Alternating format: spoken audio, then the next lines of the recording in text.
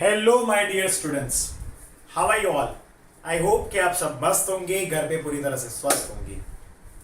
तो as you all know, we are studying chapter number 5 and chapter number 5 में हमने previous lectures के अंदर काफी कुछ इंट्रोडक्टरी पार्ट किया, जिसका मैंने प्रीवियस लेक्चर में स्टार्टिंग के 5 से 10 मिनट में रिवीजन भी करवाया था। वहां पर हम लोग ने पढ़ा था कि van der Waals forces of attraction molecules के बीच में प्रिवेल करता है। Van der Waals force of attraction molecules के बीच में प्रिवेल करता है। ये जो मॉलिक्यूल्स होते हैं बच्चों, इन मॉलिक्यूल्स में वंडरवाल फोर्स ऑफ अट्रैक्शन 3 में से एक टाइप होगा। यानी कि जो वंडरवाल फोर्स ऑफ अट्रैक्शन होता है वो 3 टाइप के होते हैं। वो हमने प्रीवियस लेक्चर में पढ़ा था। और जैसे कि मैंने बताया था प्रीवियस लेक्चर के अंदर कि हम इस चैप्टर में सिर्फ और सिर्फ 80% जितना पार्ट जो है वो गैसियस स्टेट के बारे में पढ़ेंगे। बाकी का जो 20% पार्ट है वो लिक्विड स्टेट के बारे में है। यानी कि उनके सिर्फ प्रॉपर्टीज दिए हैं, वही हमें पढ़ने हैं। बाकी खास करके अगर ये चैप्टर की बात हम करें तो ये गैसियस स्टेट के ऊपर ही टोटली डिपेंडेंट है। तो चलिए फिर आगे शुरू करते हैं। लाइक प्रीवियस लेक्चर के अंदर हम लोग ने बॉयल्स लॉ को कंप्लीट किया था। We completed the Boyle's law. अब बॉयल्स लॉ की बात करें तो एक बार उसका मैं थोड़ा सा रिवीजन करवा देता हूं, क्योंकि ये टॉपिक तो हमने प्रीवियसली ही पढ़ा था। बच्चों बेसिकली हम लोग यहां पर जो लॉज पढ़ रहे हैं गैसेस के, वो लॉज 4 फैक्टर्स जो होते हैं उनके बीच में रिलेशन फाइंड करने के लिए लिए जाते हैं। और बेसिकली हम लोग यहां पर 4 लॉज पढ़ते हैं। हर एक लॉ में इन 4 फैक्टर में से कोई भी 2 फैक्टर को वेरिएबल रख के उन दोनों के बीच में रिलेशन फाइंड किया जाता है और बाकी के 2 फैक्टर को कांस्टेंट रखा जाता है। The other 2 factors are kept constant. Like pressure है, टेम्परेचर है, वॉल्यूम है, मोल्स है। ये 4 फैक्टर्स हैं जिनके बारे में हम लोग पढ़ेंगे और पढ़ रहे हैं। अब बेसिकली कहीं ना कहीं किसी को हमने वेरिएबल रखा, कहीं ना कहीं किसी को हमने कांस्टेंट रखा है। अब बॉयल्स लॉ की बात करें हम लोग प्रीवियसली, तब हमने वेरिएबल टर्म्स जो है वो प्रेशर को एंड वॉल्यूम को लिया था। हमने बॉयल्स लॉ में क्या लिया था? वेरिएबल टर्म्स जो है उसको हमने प्रेशर को एंड वॉल्यूम को लिया था। ओके, वो हमारे वेरिएबल टर्म्स थे। अब आज जो हम लेने वाले हैं उनमें हम लोग चार्ल्स लॉ पढ़ेंगे। तो बेसिकली वो जो हमारा फॉर्मूला आ रहा था दैट वाज P = K/V। ये हमारा मैथमेटिकल फॉर्म है किसका? तो बॉयल्स लॉ का। किसका? तो बॉयल्स लॉ का मैथमेटिकल फॉर्म है ये। अब बेसिकली हमें जो 4 फैक्टर्स पढ़ने हैं उसको मैंने इस तरह से सॉर्ट किया है कि पहले वीडियो लेक्चर के अंदर, यानी कि ये जो प्रीवियस वीडियो लेक्चर हुआ, एक के अंदर हम लोग ने बॉयल्स लॉ पढ़ा। अब इस वीडियो लेक्चर के अंदर हम पूरा चार्ल्स लॉ कंप्लीट करेंगे। इसके बाद के वीडियो लेक्चर में हम एक साथ 2 यानी कि एवोगैड्रोस एज वेल एज हम लोग कंप्लीट करेंगे, that is the Gibbs law. Correct. तो चलिए फिर शुरू करते हैं चार्ल्स लॉ को। अब बेसिकली यहां पर हम लोग ने जो बॉयल्स लॉ लिया था उसको हम लोग ने आइसोथर्म कहा था। हमने क्या कहा था उसको? हमने आइसोथर्म कहा था। अब आइसोथर्म की जो बात है मेरे प्यारे बच्चों, उसका मतलब होता है कि हमारा जो ग्राफ होता है माय डियर स्टूडेंट्स, वो एक कांस्टेंट टेम्परेचर का ग्राफ है। ठीक है, वो एक कांस्टेंट टेम्परेचर का ग्राफ है होता है वहां पर, इसलिए हम उसके ग्राफ को आइसोथर्म बोलते हैं। अब आइसोथर्मल कंडीशंस, ये सारी कंडीशंस आप लोग पढ़ोगे, आप लोग इसके बाद के चैप्टर में यानी कि थर्मोडायनामिक्स में पढ़ोगे उसके बारे में। चलिए तो फिर शुरू करते हैं। आज हमें चार्ल्स लॉ को कंप्लीट करना है। इस वीडियो लेक्चर के अंदर जो भी टाइम होगा, जितना भी टाइम होगा, हम इसको कंप्लीट कर लेंगे। Charles law. अब बेसिकली हुआ क्या था कि भाई चार्ल्स एंड गे-लुसाक ने बहुत सारे एक्सपेरिमेंट्स किए थे, लेकिन दोनों ने अलग अलग किए। इंडिपेंडेंटली एक्सपेरिमेंट्स किए थे। किसके ऊपर? तो हॉट एयर बलून टेक्नोलॉजी के ऊपर। Charles and Gay Lussac perform several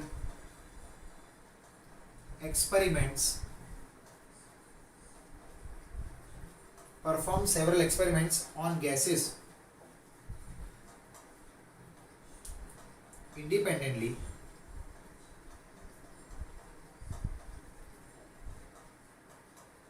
to improve upon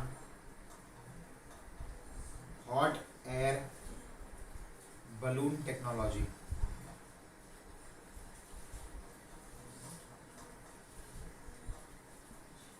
ठीक है, तो इन दोनों ने एक्सपेरिमेंट किए थे अलग अलग से हॉट एयर टेक्नोलॉजी को इंप्रूव करने के।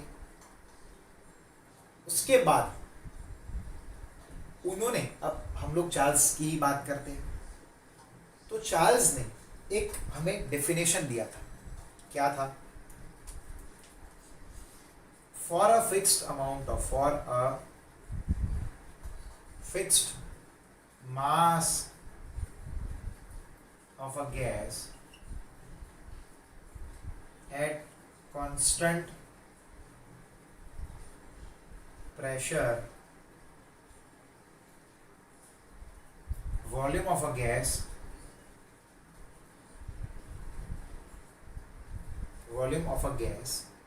increases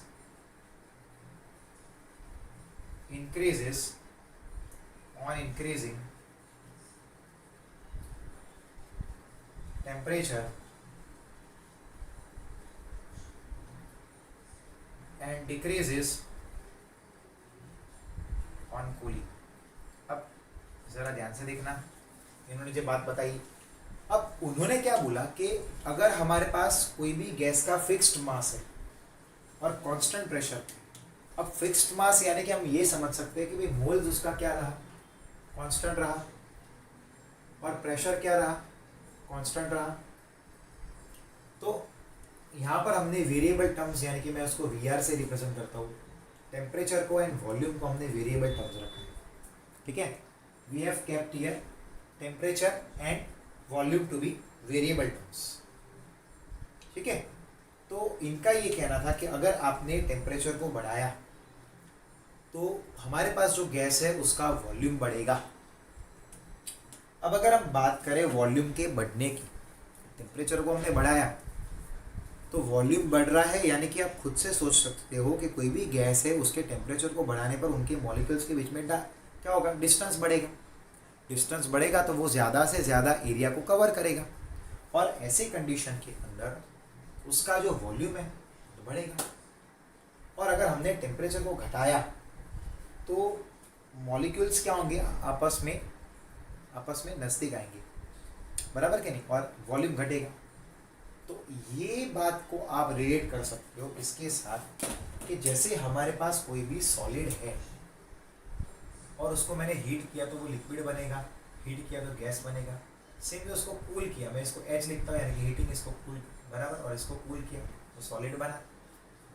यानी कि कूलिंग करने का मतलब हमें ये चीज़ तो पता है, हमने इंटरेक्शन वाले मॉलिक्यूल्स के बीच में जो इंटरेक्शन है उसके बारे में पढ़ा था कि भाई सॉलिड जो होता है उनके मॉलिक्यूल्स क्या होते हैं कि जब आप उसको हीट करोगे तो मॉलिक्यूल दूर दूर जाएंगे, तो ये दूर गया तो लिक्विड बन गया, यानी कि उनके बीच में डिस्टेंस बढ़ गया। फिर हमने उसको और हीट किया तो वो डिस्टेंस बढ़ा तो गैशियस में कन्वर्ट हो, यानी कि टेम्परेचर को बढ़ाने पर मॉलिक्यूल के बीच में डिस्टेंस बढ़ा, वॉल्यूम बढ़ा, और घटाने पर डिस्टेंस कम हुआ, कंडेंस होने लगा, गैस से लिक्विड, लिक्विड से फिर फ्रीज हुआ, सॉलिड, यानी कि डिस्टेंस घटने लगा। ये वही फिनोमिना का आप प्रूफ देख सकते हो। चार्ल्स ने प्रूफ बताया कि भाई ऐसा क्यों हो रहा है, अब ये समझ सकते हो, ये उसका प्रूफ है। अब उनका ये कहना था कि अगर आपने टेम्परेचर को 1 डिग्री सेल्सियस जितना बढ़ाया, अगर आपने टेम्परेचर को 1 डिग्री सेल्सियस जितना बढ़ाया तो इसका जो वॉल्यूम है वो 1/273.15 जितना बढ़ेगा। अगर आपने टेम्परेचर को 2 डिग्री सेल्सियस जितना बढ़ाया तो जो वॉल्यूम है उस गैस का वो 2/273.15 जितना बढ़ेगा। अगर 3 डिग्री जितना बढ़ाया तो 3/273.15 जितना बढ़ेगा। और अगर किसी ने T डिग्री सेल्सियस जितना बढ़ाया तो T/273.15 जितना वॉल्यूम बढ़ेगा। समझे कि नहीं? इतना वॉल्यूम इंक्रीज होगा।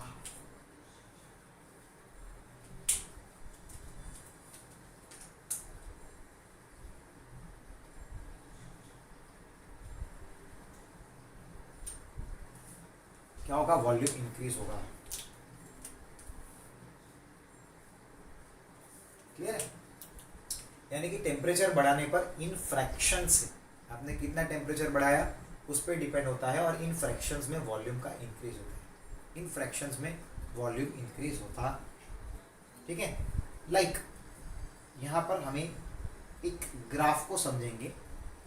ये ग्राफ जो मैं आपको पढ़ाऊंगा वो टेक्स्ट बुक में दिया नहीं है मेरे प्यारे बच्चों, तो ज़रा ध्यान देना। बेसिकली चार्ल्स ने क्या किया था, उन्होंने ये स्टडी किया था कि भाई टेम्परेचर को घटाने पर वॉल्यूम घटता जाता है। ठीक है? अब लाइक यहाँ पर ये वॉल्यूम है और ये टेम्परेचर हमने लिया है, बट इसको हमने लिया है डिग्री सेल्सियस में। टेम्परेचर को किस में लिया हमने? तो डिग्री सेल्सियस में लिया है। जरा यहाँ पर ध्यान से देखना, ध्यान से देखना। अब क्या हुआ कि एक गैस लिया, कोई भी पर्टिकुलर गैस लिया चार्ल्स ने, और उस पर्टिकुलर गैस का एक पर्टिकुलर टेम्परेचर पे इतना वॉल्यूम था। देखो मैं ये बनाता हूँ।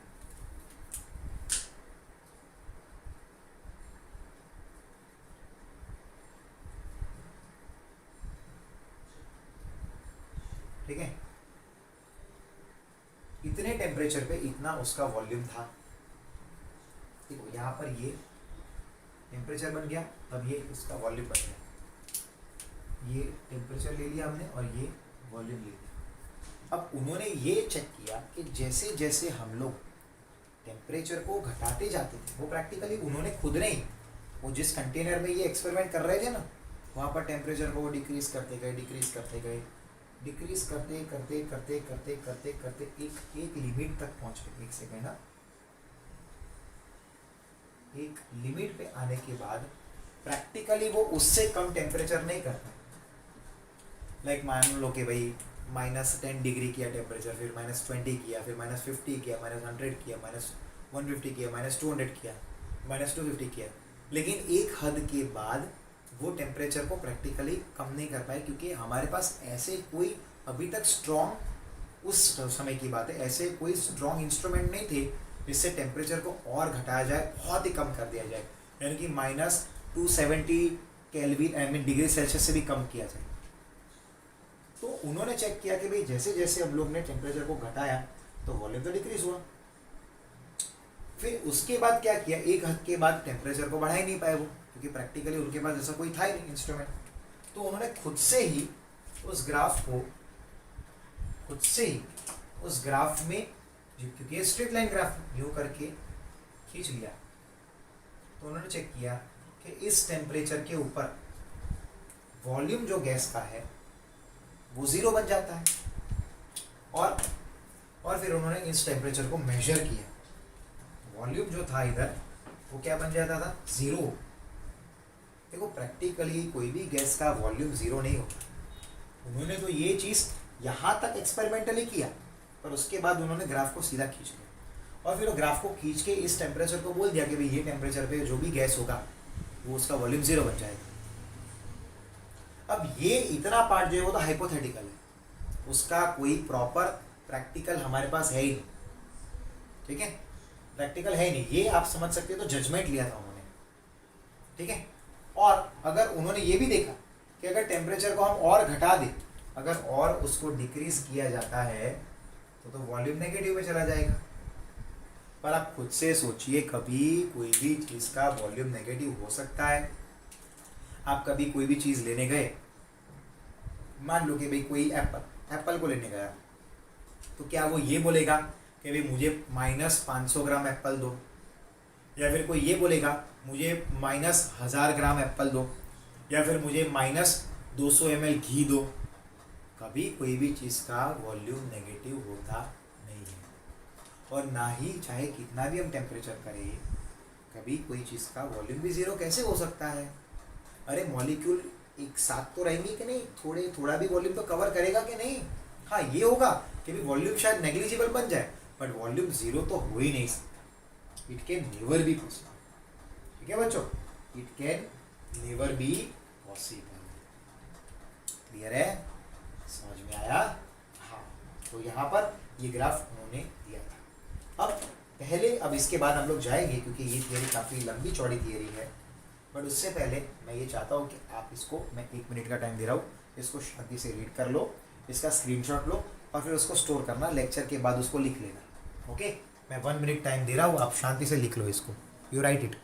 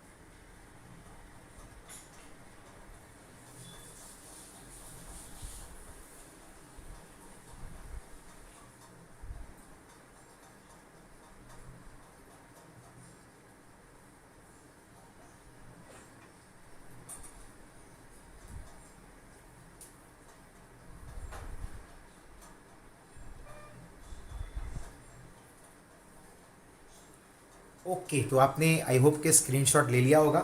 अब हम लोग आगे जाते हैं और इसको और आगे बढ़ाते हैं।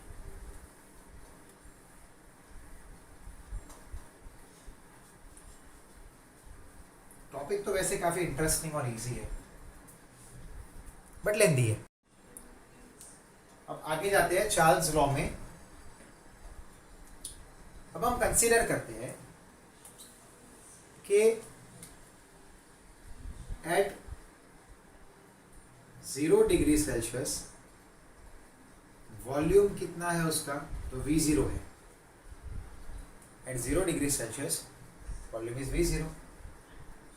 T डिग्री सेल्सियस वॉल्यूम कितना है, VT लिया हमने। ठीक है, अब टोटल वॉल्यूम कितना है, VT आया, यानी कितना है V0 plus V0 into T/273 आएगा 0.15। आपको समझ में आया, हमने टेम्परेचर को T डिग्री सेल्सियस बढ़ाया, तो सॉल्यूशन का मतलब गैस का वॉल्यूम कितना बढ़ेगा, T/273 फ्रैक्शन से बढ़ेगा, बट किसके, तो V0 के, यानी कि पहले V0 था तो उसका T/273 फ्रैक्शन से बढ़ेगा, इतना बढ़ा और इतना ऑलरेडी था, तो ये टोटल बन गया कि नहीं, इतना बढ़ा बराबर है, इतना था, तो ये उसका टोटल बन जाएगा। जैसे किसी के पास मान लो 100 चॉकलेट्स है और मैंने बोला कि भाई इसके 10% चॉकलेट बढ़े, तो 10% बढ़े यानी कि कितनी चॉकलेट बढ़े, तो 100 इंटू 10/100 करेंगे, यानी कि 10 चॉकलेट बढ़ी, तो टोटल कितना आएगा 100 प्लस 100 इंटू 10/100, यानी कि 110 बन गया। तो वही हमने किया कि भाई इतना वॉल्यूम ऑलरेडी था, बढ़ा कितना, तो इतने फ्रैक्शन से इसका बढ़ा, इसका इतना फ्रैक्शन बढ़ा, बराबर के नहीं, बस वो परसेंटेज फाइंड करते हैं ना, परसेंटेज से वैल्यू, वही हमने किया इधर। क्लियर है कि नहीं, तो ये इसका वॉल्यूम हुआ। अब हम क्या करेंगे, इसका एलसीएम ले लेंगे, जरा ध्यान से देखना, VT इक्वल टू V0। अब देखिएगा जरा ध्यान से, इसको एक्चुअली 273.15 इंटू V0 आएगा प्लस V0T/273.15 आएगा। या फिर हम एक काम कर सकते हैं, हाँ ये किया तो कोई बात नहीं, हम V0 को कॉमन लेते हैं, V0 कॉमन हो गया, क्या आएगा, तो तो आएगा 273.15 प्लस टी अपॉन 273.15। ठीक है, अब मैं ये सारी चीज़ों को रफ कर रहा हूँ। ओके बच्चों, अब वहाँ पर मैंने वो कंडीशंस भी रख की है, वैसे वो तो आपने स्क्रीनशॉट आगे ले ही लिया है, इधर तक वो। अब बच्चों एक बात याद रखना कि आप लोग ने चैप्टर 1 में पढ़ा कि हमें कभी भी कोई भी चीज़ का टेम्परेचर डिग्री सेल्सियस में दिया है तो केल्विन में लाना है, तो हम उस डिग्री सेल्सियस के अंदर 273.15 को ऐड कर देंगे, तो हमें टेम्परेचर किस में मिल जाएगा, तो केल्विन में मिल जाएगा। ज़रा ध्यान से देखना क्या होगा, तो यहाँ ये बनेगा टी टेम्परेचर 273.15 प्लस टी बन गया ये, और ये जो 273 है 0.15 वो तो हमारे लिए बनेगा T0, यानी कि 0 डिग्री सेल्सियस बनेगा कि नहीं, वो तो हमारे लिए that will be 0 degree Celsius. Okay, that will be 0 degree Celsius. अब देखो बेसिकली इसको मैंने जो केल्विन में कन्वर्ट करने का फॉर्मूला दिया उसको kelvin temperature scale of temperature बोलते हैं। Kelvin temperature scale of temperature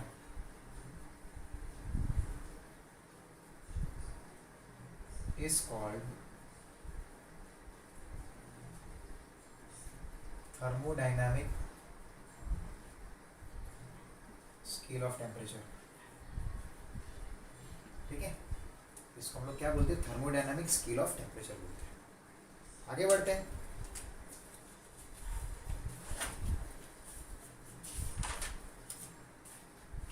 अब यहां तक तो हमने डिराइव कर लिया, अब इनकी वैल्यूज भी रखेंगे, जैसे कि यहाँ पर ये VT था, इसको मैं एक काम करता हूँ, इक्वेशन नंबर 1 ले लेती हूँ, मेरे लिए इक्वेशन नंबर 1 था। ओके, अब ये जो वैल्यूज है उसको इक्वेशन नंबर 1 में रखते हैं, putting the values of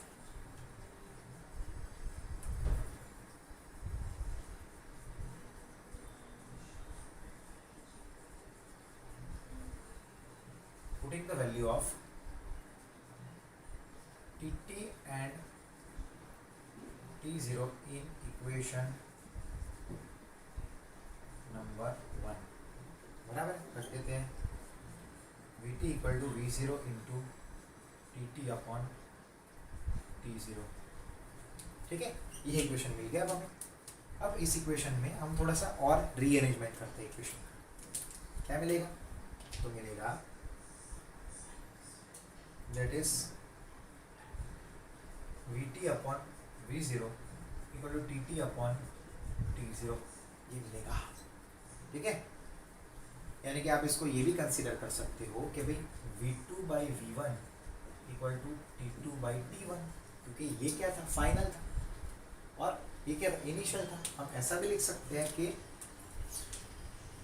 Vt and Tt are final, okay, V0 and T0 are initial, बराबर क्या नहीं, तो ये हमें एक फाइनल इक्वेशन मिला, इक्वेशन नंबर 2 लिखते हैं इसको। ओके, अब इसी इक्वेशन पे से चार्ल्स का ये कहना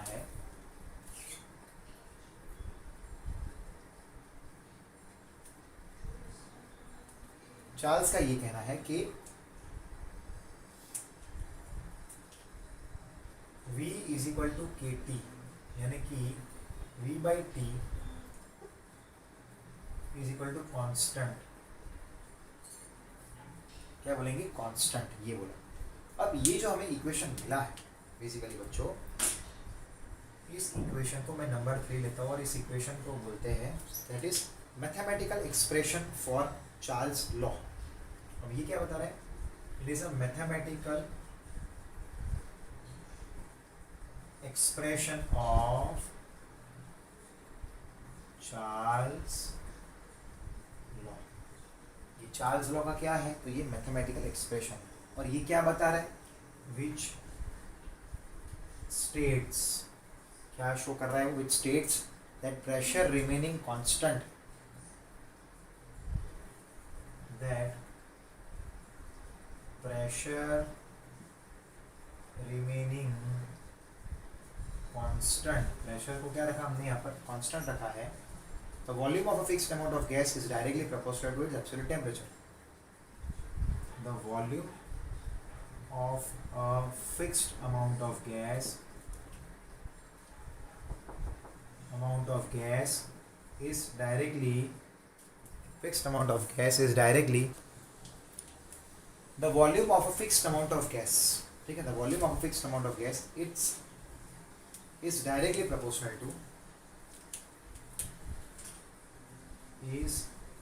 directly proportional to its absolute temperature, its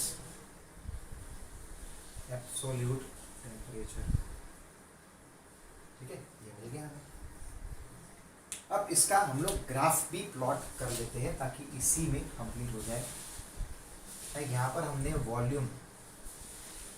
volume लिया है विथ टेम्परेचर। अब यहाँ पर भी टेम्परेचर हमने डिग्री सेल्सियस में लिया है। अब यहाँ पर ये 100 डिग्री सेल्सियस है, इसको नीचे लिखना पड़ेगा, ये 0 है, ये -100 है, -200 है, -300 है। हमने देखा ना, -273.15 को 0 डिग्री सेल्सियस बोलते हैं। देखो जैसे ये उसके ग्राफ है, ये P1 पे है, ये P2 पे है, ये P3 पे है, ये P4 पे है। P1, P2, P3, P4, P1 is less than P2 is less than P3 is less than P4, यानी कि P4 का क्या रहेगा, हाईएस्ट है। अब बच्चों यहाँ पर हमने जो ग्राफ लिया है वो ग्राफ एक कांस्टेंट टेम्परेचर का, यानी कांस्टेंट प्रेशर का ग्राफ है। हमने यहाँ पर जो ग्राफ लिया है ना, वो एक कांस्टेंट प्रेशर का ग्राफ है, इसलिए इसको हम लोग बोलते हैं आइसोबार। क्या बोलते हैं, ऐसे ग्राफ को हम लोग बोलते हैं आइसोबार। जैसे हमने बॉयल्स लॉ का जो ग्राफ था उसको हमने क्या बोला था, आइसोथर्म बोला था। सेम वे इसका हम लोग बोलेंगे आइसोबार। क्लियर है? जल्दी स्क्रीनशॉट लो इसका, चलो फिर हम लोग इसके लास्ट पार्ट पे आ जाएंगे। Take the screenshot, come on.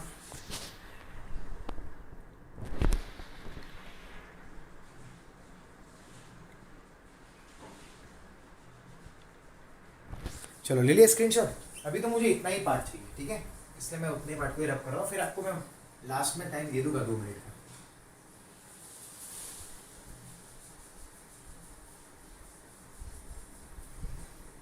जरा ध्यान से देखते रहना, आगे बढ़ते हैं। अब इसमें लास्ट तो पॉइंट है, द लोएस्ट हाइपोथेटिकल और imaginary temperature at which gases are supposed to occupy zero volume is called absolute zero. उसी को हम लोग क्या बोलते हैं, एब्सोल्यूट जीरो। वो हमने नहीं बनाया था ग्राफ में डॉटेड लाइन खींच के, तो वो एक्चुअली तो इमेजिनरी हुआ ना, खुद से लाइन खींचा, उसके लिए थोड़ी हमने कोई थियरी या प्रैक्टिकल लिया, कुछ सीधा खींच लिया। तो वो जहाँ पर आया, मतलब वो जहाँ पर आके जीरो हुआ वॉल्यूम, उस टेम्परेचर को क्या बोला, तो हमने हाइपोथेटिकली बोला है zero, absolute zero.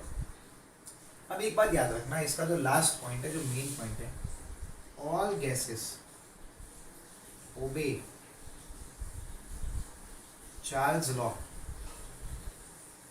at very low pressure and high temperature।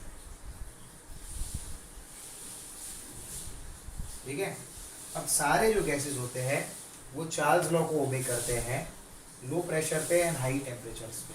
ठीक है, तो यहाँ पर हमारा ये भी टॉपिक कंप्लीट होता है, लेकिन मैं इसको वीडियो लेक्चर को समअप करूँ उससे पहले आप इसका जल्दी से इसको जल्दी जल्दी से आप लोग एक बार रीड कर लो, इसका स्क्रीनशॉट ले लो, फिर बाद में कंप्लीट कर लेना, लिख लेना, ठीक है। मैं थोड़ा इसको जूम कर लेता हूँ, लेट मी जूम इट। ये लो, अब ये चार्ल्स लॉ में हमने क्या देखा, तो यहाँ पर चार्ल्स लॉ में हमने देखा कि भाई टेम्परेचर को बढ़ाओगे तो वॉल्यूम बढ़ेगा। और यहाँ पर एक और बात ये बताना चाहूँगा मैं कि इसमें जो ग्राफ है वो एक आइसोथर्मल ग्राफ है। ग्राफ कैसा है? It is an isothermal graph, बराबर कि नहीं बच्चों? It is an isothermal graph. और यहाँ पर चार्ल्स लॉ में जो ग्राफ आया, बॉयल्स लॉ में आइसोथर्मल था, चार्ल्स में आइसोबार था, क्योंकि वहाँ पर प्रेशर कांस्टेंट था। और यहाँ पर क्या है, इधर प्रेशर कांस्टेंट है और चार्ल्स में क्या था, टेम्परेचर कांस्टेंट था, ठीक है। तो यहाँ पर चार्ल्स लॉ देखो, टेक्स्ट बुक में जो लाइन टू लाइन दिया है उसको मैंने प्रॉपर वे में यहाँ पर नोट्स बना के आपको लिखवाया है। आप अगर एग्जाम में मैंने जो पूरी नोट्स लिखवाया है चार्ल्स लॉ का उतना ही लिखोगे तो भी पूरे मार्क्स मिलेंगे, don't take tension. Is it okay? Clear है? चलो तो फिर हम इस लेक्चर को वाइंड अप करते हैं, मिलते हैं अब हम नेक्स्ट लेक्चर में। और अगले लेक्चर में हम लोग एवोगाड्रोस लॉ एंड हम लोग गैलियो-सेक्स लॉ दोनों को कंप्लीट कर लेंगे।